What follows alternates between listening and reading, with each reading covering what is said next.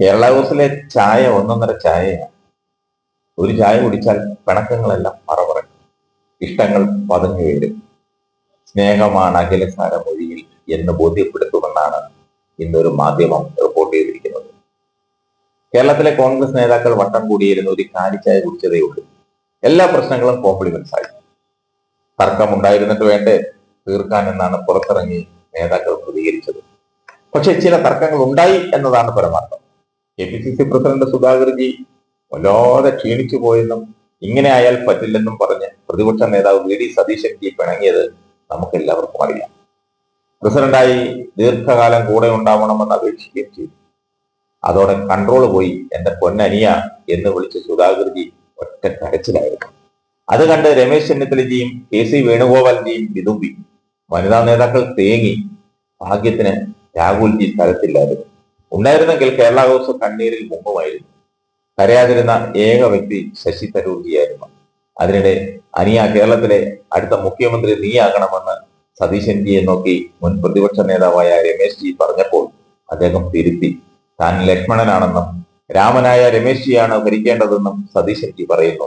5 മിനിറ്റോളം ഇരുവരും കെട്ടിപ്പിടിച്ചു നിന്നുവെന്നാണ് ലഭിക്കുന്ന വിവരം.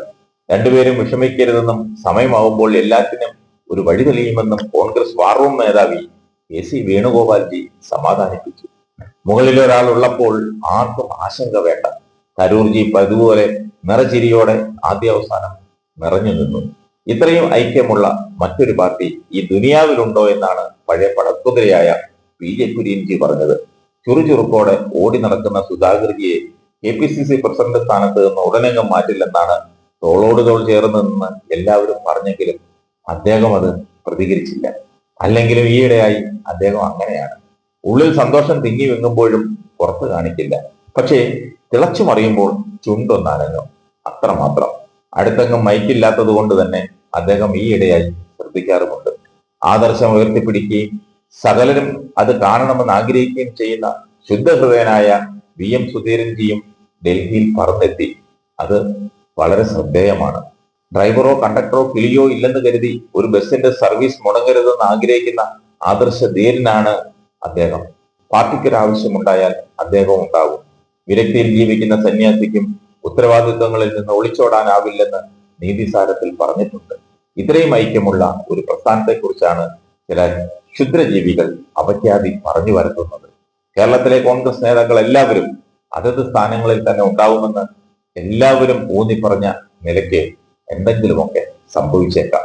കേരളത്തിൽ മടങ്ങിയെത്തി പഴയ പരിപാടികൾ വീണ്ടും തുടങ്ങുന്നുണ്ടോ എന്ന് കണ്ടുപിടിക്കാൻ തനിക്ക് നിരീക്ഷണ സംവിധാനമുണ്ടെന്ന് രാഹുൽജി മുന്നറിയിപ്പും നൽകിയിട്ടുണ്ട്. ആർക്കുമില്ലാത്ത ഈ നൂതന സംവിധാനം എന്താണെന്ന് വെളിപ്പെടുത്തിയിട്ടില്ല.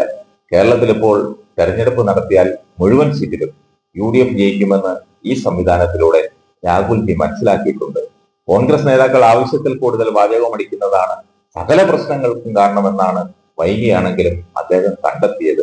നാവടക്കൂ പണിയെടുക്കൂ എന്ന് മുത്തശ്ശി ഇന്ദിരാഗാന്ധി പണ്ട് പറഞ്ഞതിന്റെ ഗുഡൻസ് ഇപ്പോഴാണ് പിടികിട്ടിയത്.